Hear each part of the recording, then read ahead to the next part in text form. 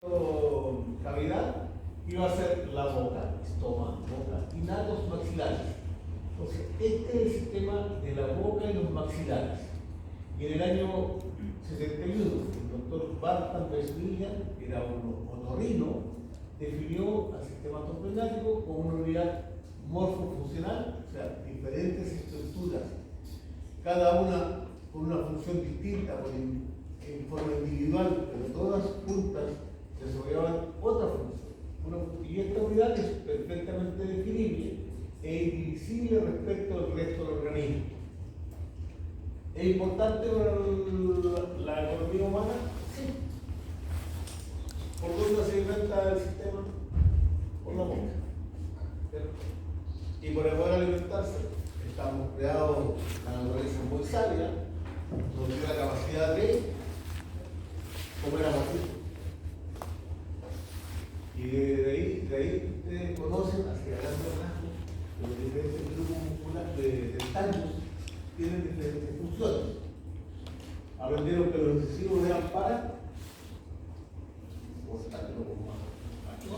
Ustedes estudian odontología, los incisivos para cortar, los caninos para desgarrar, ¿cierto? Para los que comen el asado a la orilla de la parrilla, caninos. Premolares para picar y los molares para triturar, pulverizar. Y luego de eso se puede constituir un polo alimenticio, ya el cual la lengua, el grupo de músculos que constituye la lengua, es capaz de manejar, de distribuir a nivel de la boca, para que algunas fracciones de este bocado que esté dentro de la boca sea procesado, o sea pulverizado, convertido en una pasta, ya que luego se va diluyendo por fracciones. Así comemos.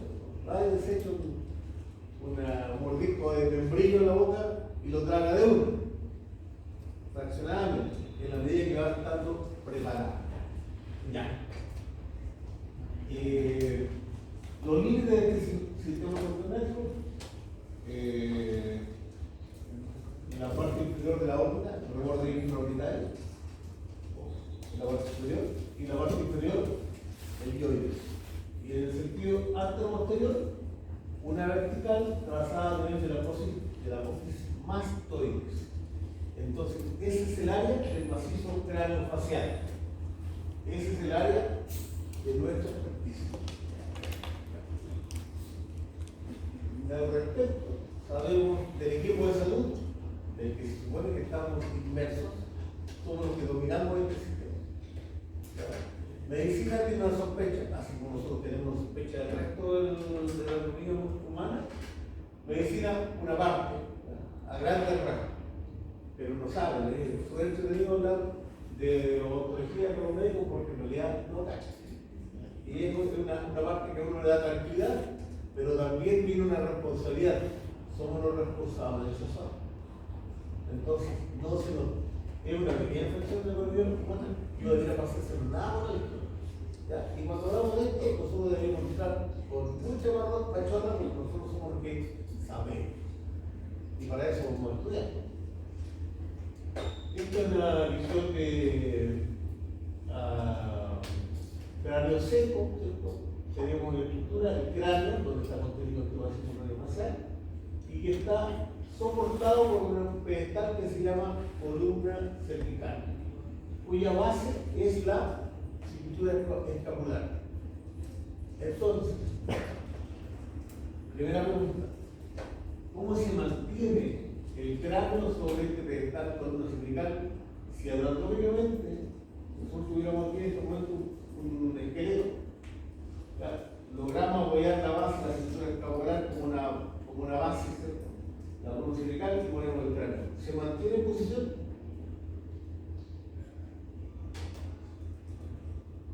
No está proceso. ¿Es sí o no? Sí, no. ¿Ve usted que se mantiene en posición? No ve nada. No se mantiene en posición porque el centro de gravedad está por delante del soporte. Si ustedes logran tener toda esta estructura armando como un Jenga, el cráneo se cae. Siempre se cae hacia adelante, porque el soporte se apoya en esta zona, ¿ya? Un poco más adentro del talado, un poco más todavía. Y el peso del cráneo hace que se caiga hacia adelante. Entonces, esto es como una visión general. Cuando ustedes abordan los trastornos del sistema, ¿ya? Y tratan de arreglar la oclusión, o sea, cómo se relacionan los dientes superiores con los inferiores, tienen que tomar en cuenta la postura del paciente. A veces, muchas veces, ocurre que estamos tratando de arreglar la oclusión, pero no hemos visto algo que está dentro de nuestra área de conocimiento, que es la articulación temporomandibular. Y un poquito más atrás está la articulación de, ¿cómo se llama la primera vez? El atlas, con el huesito de la base del cráneo, ¿cómo se llama?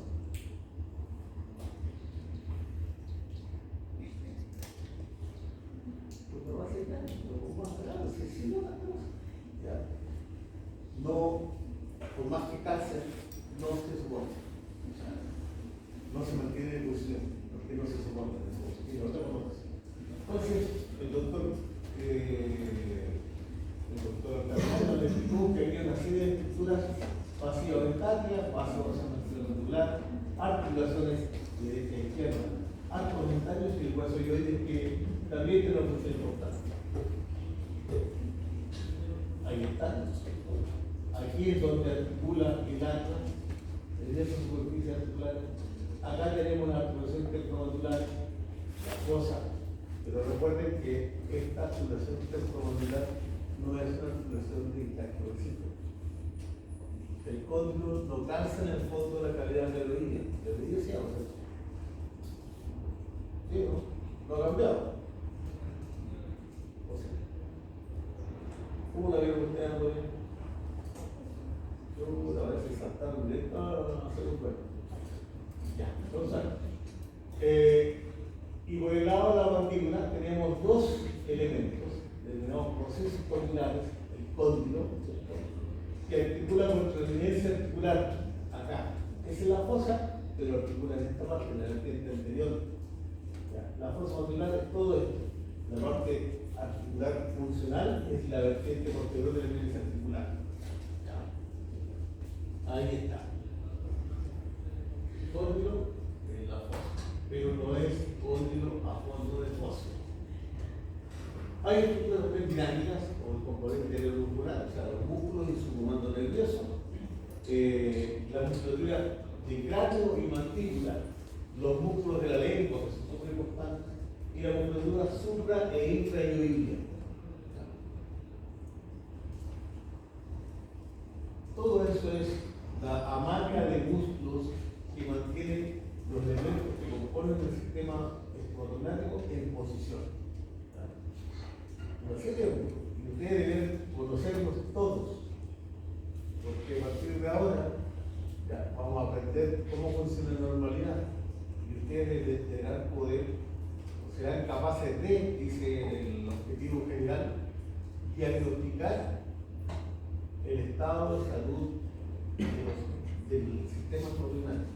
Entonces, pequeñas cosas, ya, un dolor muscular, por ejemplo, dolor a nivel del malar. ¿Cuál es el malar? ¿Tiene malar usted? ¿Y tiene dos? ¿Qué es el malar? El pómulo. Dolores en esta zona, ¿ya? El pómulo no tiene nada que doler. ¿Qué refleja dolores a ese nivel? Un músculo que es súper importante y que deberían sabérselo, pero como el padre no, el trigerio lateral, o trigerio externo. Por sus inserciones, da dolor reflejado a este nivel. ¿Cuándo duele un músculo? Cuando está sobrepasado, cuando está hiperactivo. ¿Cuándo está hiperactivo? Cuando el paciente no muerde en la posición que debería dar el acto que le dio. La mandíbula, los músculos descienden y descienden la mandíbula. Pero cuando llega a la máxima expresión, no siempre coincide con lo natural o con lo óptimo. Como vamos al dentista, o sea,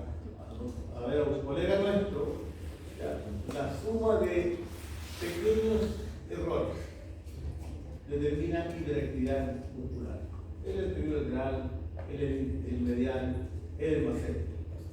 Y ese dolor que ustedes sienten ahí no siempre se debe a un trauma, ¿no? Sino que muchas veces son estos microtraumas que producen los contactos prematuros que se van generando o por malfunción dentaria o por acción de la odontología, los que van declarando a este músculo hiperactivo.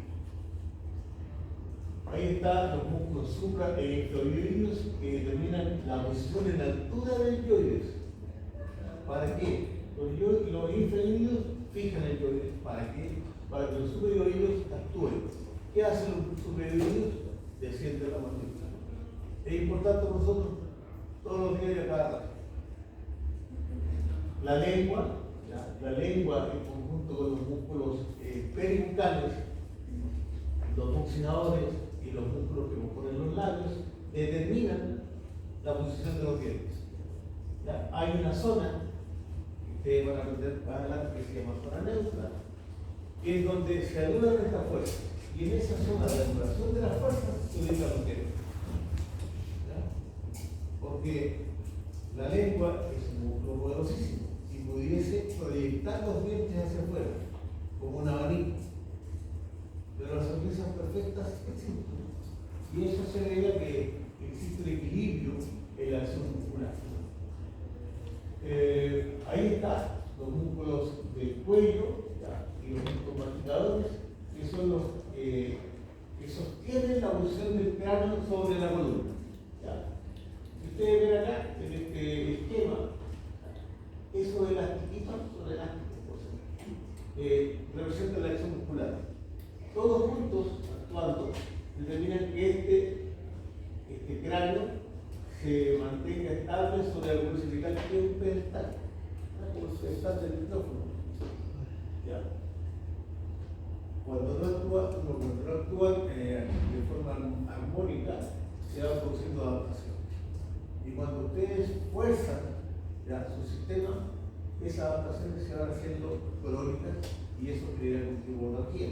Por ejemplo, veo aquí al menos 4 personas que están apoyando la mandíbula en la mano. Y la mano, con el codo, ¿cierto?, hacen la estabilización. Eso es una posición postural adaptativa y no es lo que corresponde. Eso hace que está forzando un grupo muscular. Uno se lleva la pega aliviadita aunque está apoyado, pero el resto se está adaptando a la posición que tiene que ir. Y hay un tercer grupo de estructuras, las anexas, que son las glándulas cerebrales y mucosas, y el componente vascular linfático que nutre el sector y los elementos del sistema.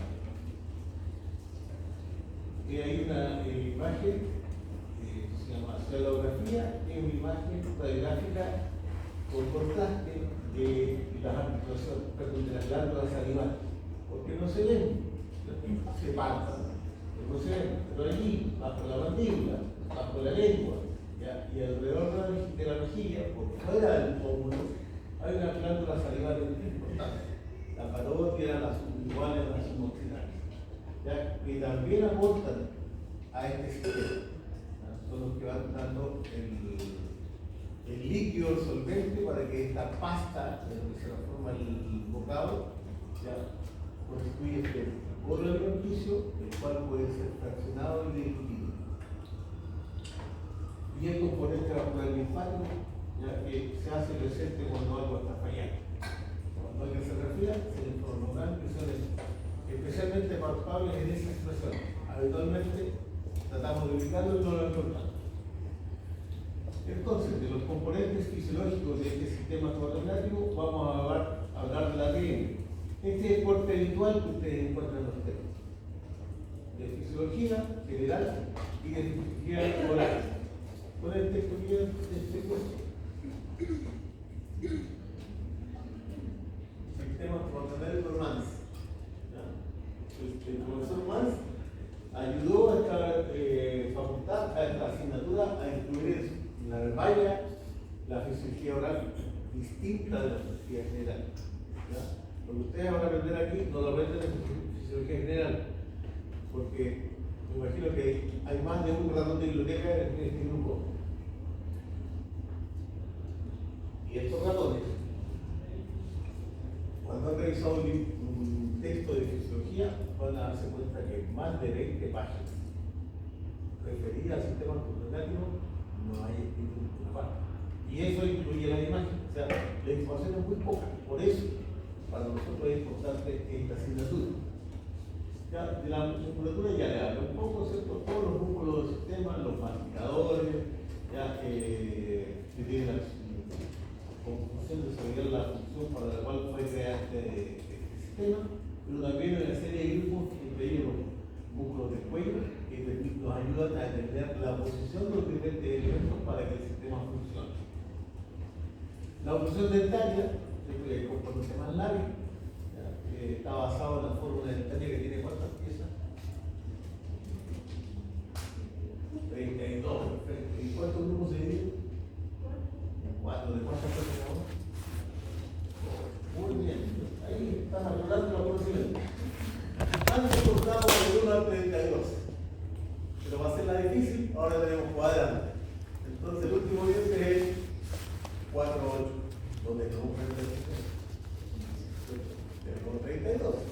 Entonces, de la línea media hacia la derecha, el grupo 1, 1, 1, 1, 2, para nuestra jerga, 1.1, 1.2 hasta el 1.8. Del 2.1, que sería el central superior izquierdo, hasta el 2.8. Y luego, en sentido horario, vamos al cuadrante 3, que sería inferior izquierdo. Ese es el grupo 3, del 3.1 al 3.8, y luego de 4.1 para 4. Si aparece en el certamen una pregunta donde diga la pieza 4 6, no se refiere al diente número 46, se refiere al primer molar inferior derecho. ¿Ya? Tiene que meterse porque cuando ven el numerito se ubica inmediatamente. Y finalmente el perión, que es la delgada membrana que recubre la raíz del diente y entre otras cosas mantiene el diente fijo en su alveolo. El alveolo es la cavidad, el espacio determinado en el hueso alveolar donde se contienen las raíces de los dientes. Y esta membranita que a lo más tiene, ¿qué son?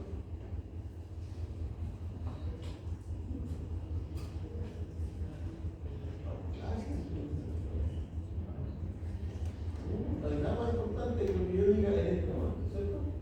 ¿Qué dije? Y la respuesta es el grosor de la membrana. ¿Cuánto es? No, me sacaron,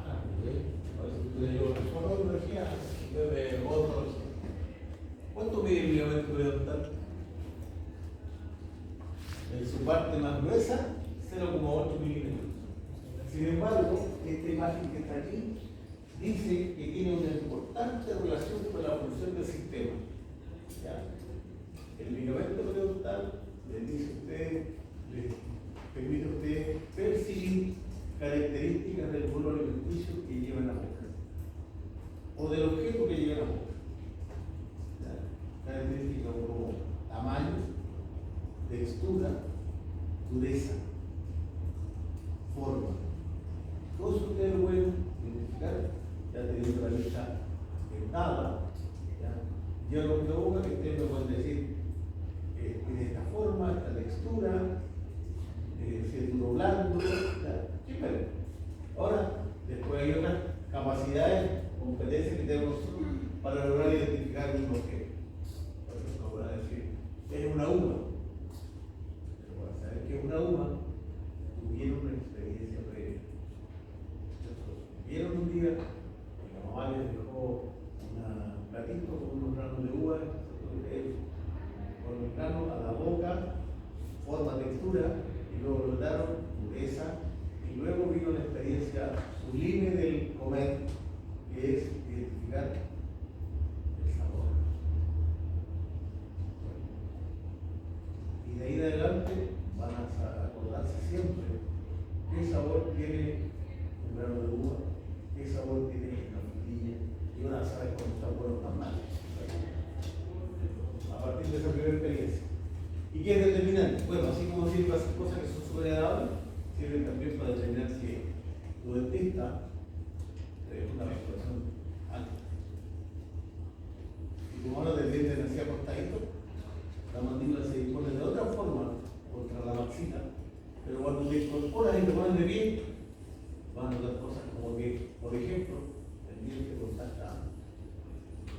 Y la respuesta típica es no te preocupes, se va a ir gastando la obturación o la restauración que se introdujo un poco.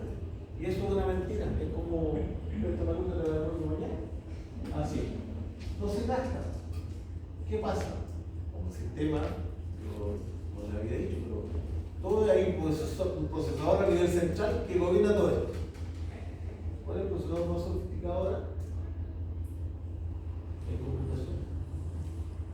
¿Alguien sabe? Creo que vamos en el M2, cuando usamos Mac. Ese procesador Mac, completo, con mayores capacidades. Pero este superior es este es como un Pulentium. ¿No? Antes teníamos el Pentium 1, 2, 3. Este debe ser un Pulentium porque es superior a todo. Porque puede determinar que a partir de ese contacto prematuro y genera molestia, genera dolor, porque cuando estamos cargando, ¿con qué fuerza masticamos? Este vuelve, ¿qué fuerza aplica? 15 kilogramos de fuerza. 15 kilogramos de fuerza concentrado en un par dentario produce dolor. Entonces el sistema no va a estar haciendo lo que ustedes muerdan en ese par dentario que es el primero que cortar. Va a buscar un resultado como eso lo determina la información que capta esta membranita de 0,8 mm. Ya. Y las funciones ya las habían revisado, principalmente masticación y salivación, deglución, fonoarticulación, o más bien el habla.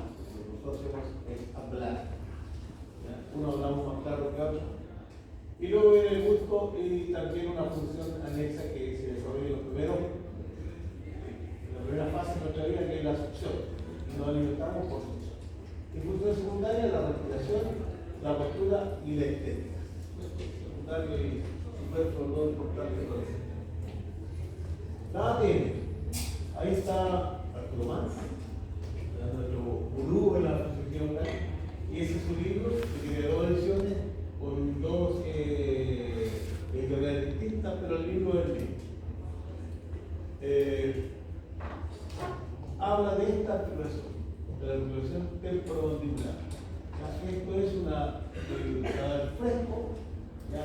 Donde se disecó esta zona y se observa aquí el cóndilo, que no es tan redondito como la caricatura que ustedes ven en los libros, tiene forma ovalada.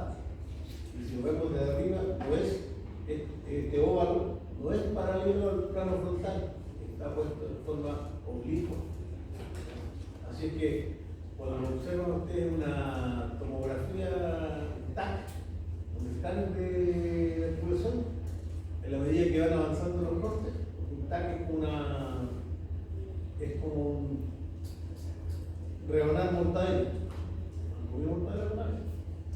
Se cortan gradualmente. Eso es lo que hace el TAC. Como está una lámina, como la otra, y uno va graduando desde 1 milímetro hasta 2 milímetros del grosor de cada corte.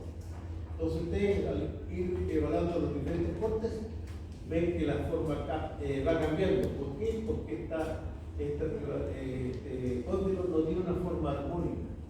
Está dispuesto en forma occipital, en forma oblicua. Entonces los cortes son distintos. Y uno va viendo cada corte, ya, el numerito, y ustedes se pueden ir ubicando en la imagen dónde están, qué forma tienen y cómo se relaciona con la superficie articular funcional antagonista. ¿Ya? Ahí está. La proximidad con el producto externo no hay en la pared posterior de la fosa articular no es funcional, es funcional la vertiente posterior de la eminencia y la cresta y la vertiente anterior del corte. Superficie articular es funcional. Pero además la naturaleza es tan sabia, dijo que pensó, supuso que estas dos estructuras, si se sometían a función, con el tiempo se iban a captar. Es lógico que eso pasa. Entonces se interpuso a esta superficie articular un tercer elemento, ¿ya? Que es el disco articular. Y el disco articular es un elemento fibrocartilaginoso que separa la articulación en dos articulaciones distintas, una supradiscal y una infradiscal. ¿Por qué ocurre esto? Porque este disco, a diferencia de los meniscos, ¿tiene el menisco? ¿Qué forma tendrá ese menisco? Porque eso debe haber pasado. Yo me acuerdo. Yo fui a Corea cuando eso era el edificio de Lugo, que era como entrar al amor, y bueno, era el amor. ¿Ya? Ese elemento, menisco, en las rodillas, tiene forma de media luna. En la articulación no es un menisco, es un disco porque separa completamente la superficie articular. Hay una referencia ahí que determina que de tipo arriba es articulación supradiscal y de hacia abajo infradiscal. Y funciona distinto. El disco se une con ligamentos colaterales a los polos medial y lateral del cuello. Y constituye de esa forma una... ¿Me fue la palabra, profe? Una asa. Imagínense, este es mi cóndulo y encima de esto hay un disco. Y este disco hace ese movimiento hacia adelante, hacia atrás, pero como está unido a los polos, por los ligamentos, constituye también una unidad, la unidad disco-condilar, o el complejo disco-condilar. Y esa asa funciona igual que un balde. ¿Conocen un balde? Sí, se lo toman. Ya, perfecto. Estamos hablando de un video. ¿Qué pasa con el balde? Con el asa del balde. Pero un movimiento hacia adelante y hacia atrás. Entonces podemos decir que la articulación infradiscal se produce un movimiento de rotación.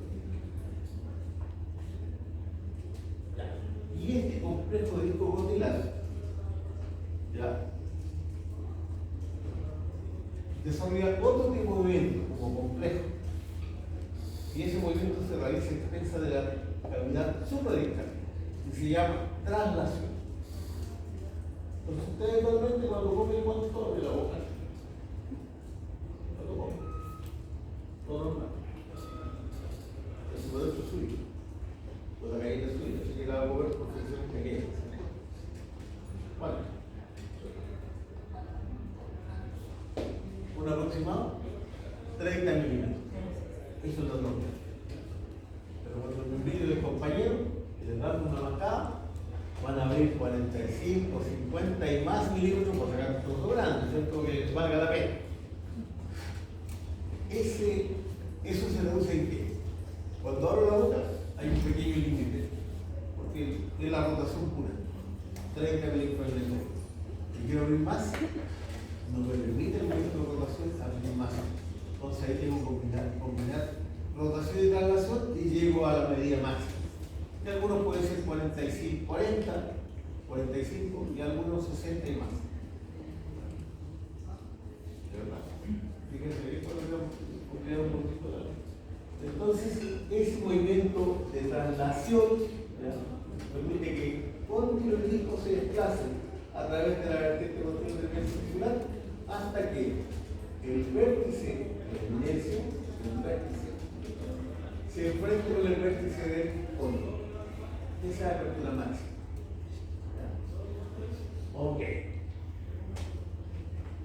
Proceso circular, fosas. Ahí está. Ahí está el corazoncito.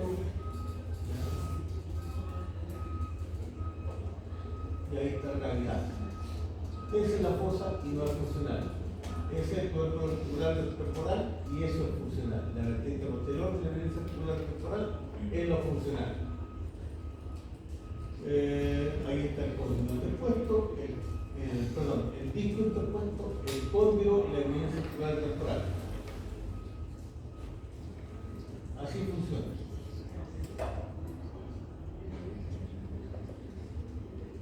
Esos espacios una persona viva no se ve. Después se puede ver, se lo hicimos un corte y se agitan de la pieza. Y el disco acompaña el cóndilo en su movimiento. Ahí pueden ver ustedes la zona, la parte, perdón, ¿cómo se ve esto? Esta es la parte media del disco, que es la más delgada, la parte anterior, que es la parte media, y la posterior es la más gruesa.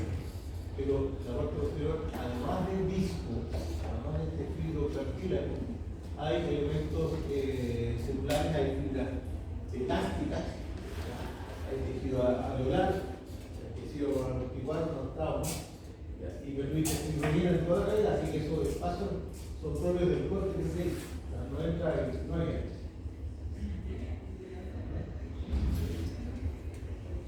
Pero no se enfrentan los vértices ahí, se enfrentan y se enfrentan los vértices más o menos 5 milímetros, que es el rango normal de movimiento. ¿Ya? Ya. Esta es una articulación sinovial. La sinovia, ¿qué función tiene? ¿Alguien sabe? Nutre y lubrica. Como hay roce, hay que poner un lubricante. Y ese lubricante es la sinovia. Entonces, nutre y lubrica. Pero además las articulaciones sinoviales tienen requisitos funcionales. En primer lugar, deben ser estables. Y es el primer desafío que enfrenta esta articulación, ya, porque está compuesta por dos cóndilos. Una parte, el dueto articular del temporal, que tiene forma convexa, y el cóndilo, que también tiene forma convexa.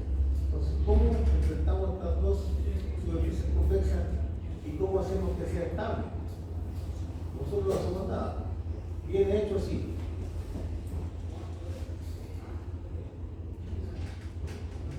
Es como tratar de equilibrar un huevo sobre otro huevo. Superficie convexa. ¿Qué necesitamos para eso? El disco, justamente, porque como tiene forma de cóncava, da estabilidad a estas dos estructuras convexas.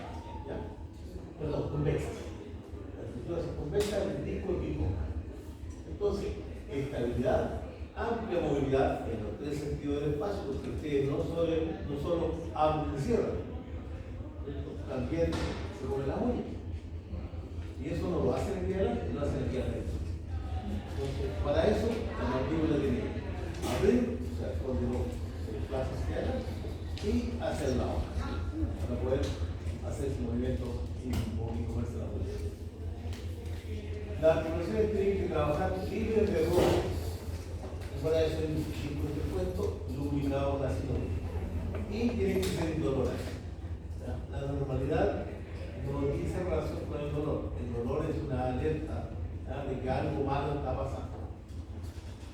Entonces, la estabilidad, esta es una articulación, dos elementos convexos. Los huevitos.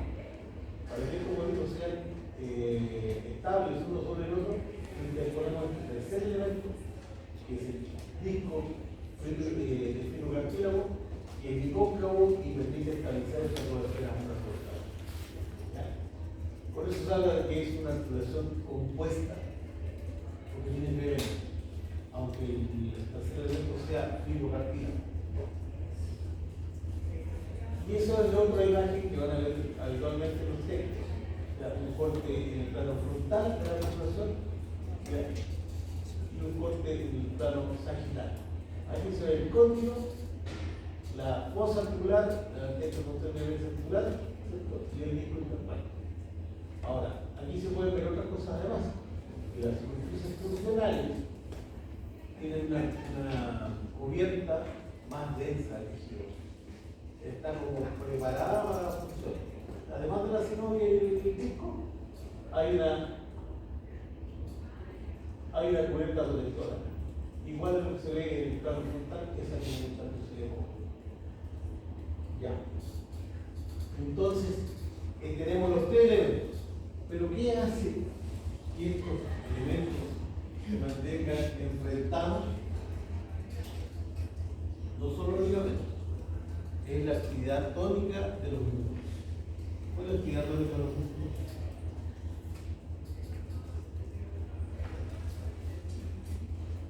La actividad basal. Si pudiéramos ponerle a alguien electrodos y registrar la actividad electrobiográfica de los músculos mastigadores, nunca da una línea plana, por muy relajado y paciente. La línea plana significa inactividad. Y en la vida eso cuando el corazón se detuvo, ya hace una línea plana. Pero antes hay una serie de picos de actividad eléctrica que representan que hay actividad. Y no se cansan los músculos porque son diferentes manojos de fibras los que se van alternando en su contracción. Esa es la actividad tónica. No es una posición estática sin lectura. Ya.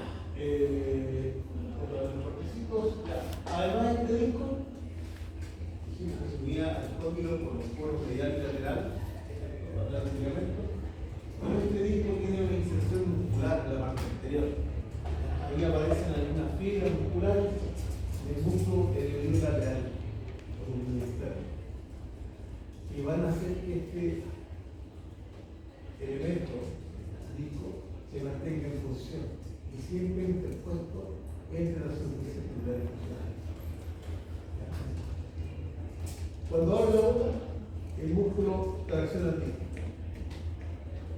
Cuando cierra la boca, este disco que dijimos tenía fibra delante y una zona posterior, la inserción del disco en la zona posterior. Las fibras no actúan violentamente si llegan al disco central porque actúan en equilibrio con las inserciones musculares. De esa forma, el disco está puesto en posición siempre.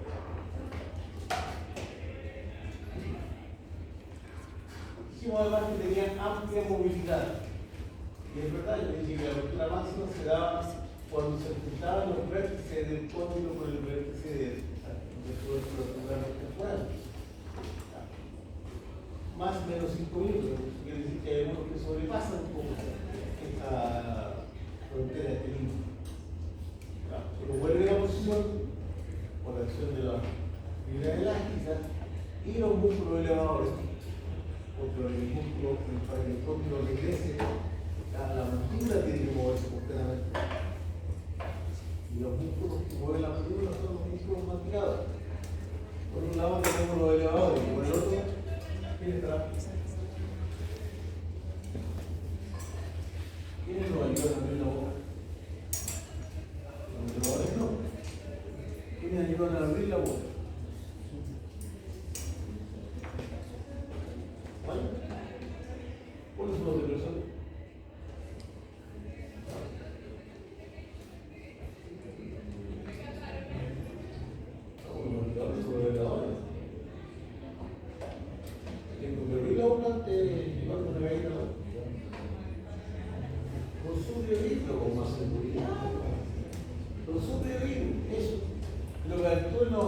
Necesitamos otra posición todavía. ¿Qué necesitamos? ¿Cuál es su medida?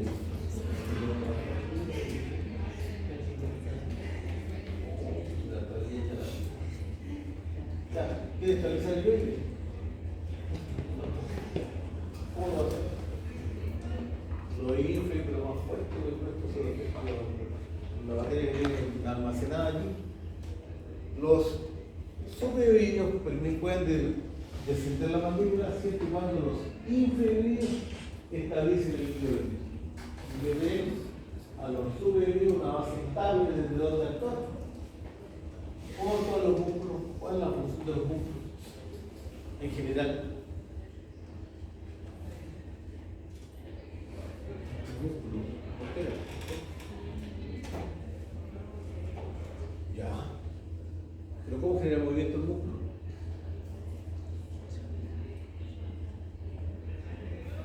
Esa es la función, contraerse. Y esa contracción no siempre genera movimiento. ¿O sí? ¿Cuándo no?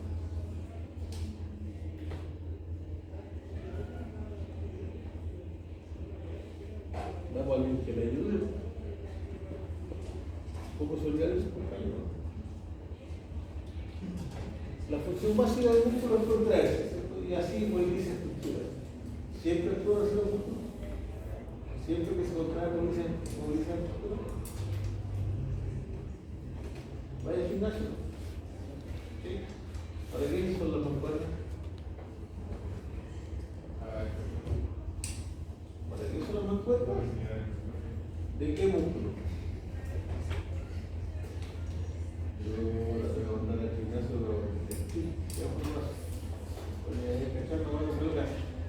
la mancuerna es para ejercitar el bíceps, ¿cierto? Pongo aquí 1, 2, 10, 12 kilos y trabajo así. Y ese músculo, el músculo que se va a hipertrofiar por la función es el bíceps. Funcionalidad. Pero cuando el músculo se contrae no puede ser contrae.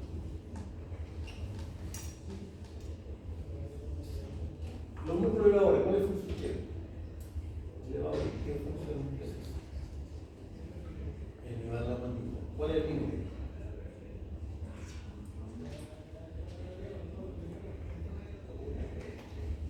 ¿Cuál es el límite? Estamos elevando la mandíbula. ¿A dónde llega la mandíbula? Cuando contacta los dientes, máxima respiración. Después de eso usted puede seguir contrayendo los músculos. Sí. ¿Cómo lo hace? Si ya llegamos al tope.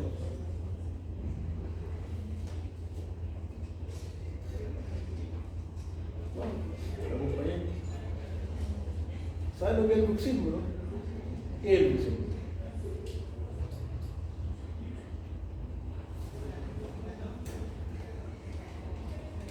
¿Saben lo que es el bruxismo entonces? ¿Qué es el bruxismo?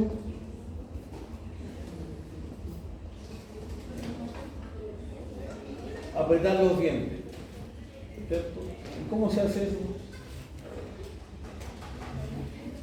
¿Cuál es el músculo? ¿Cuál más? ¿Igual más? Bueno, usted se metió en ese sábado aquí. Yo me había dicho con los elevadores que vamos igual de eso ustedes. Los elevadores, por eso me tiene que encontrar más serio, temporal, periodiano. Esos son los elevadores. Ya, pero cuando llega a contacto dentario usted puede apretar los dientes más. O sea, el músculo se puede contraer más aún. Y no vamos a movilizar. Esa es una parafunción, una función para la cual el sistema no está hecho, ya, pero me permite hacer eso. Ya.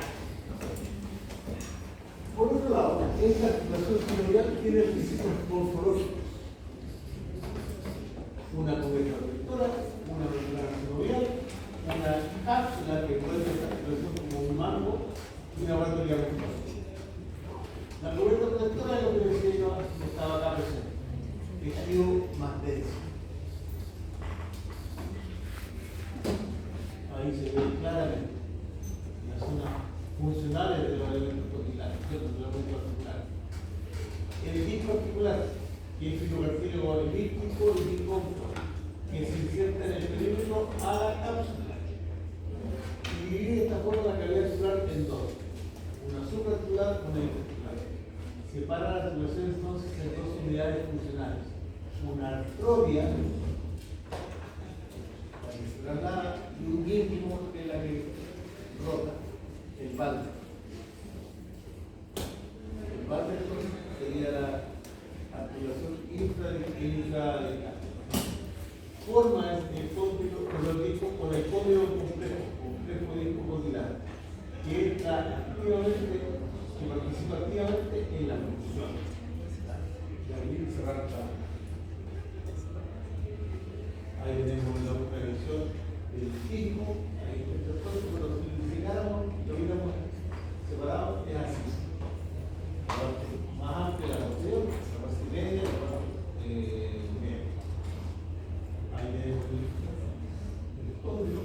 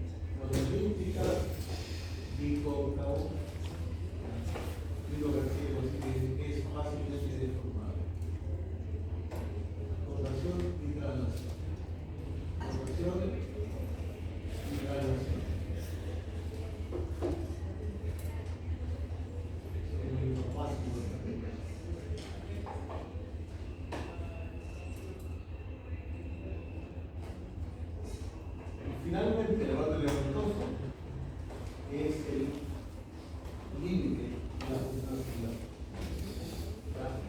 Los elementos no unen y no tienen contacto nada, solo que limitan la necesidad del fondo. El techo evolutivo lácteo es flexible, no se estira, se tensa. No participa directamente en la función, limitan. Restringen y limitan los movimientos que están dispuestos específicamente y determinan la capacidad funcional. Restringen movimientos dislocantes, no mantienen contacto. ¿Ah? ¿Tiene caso? Ok.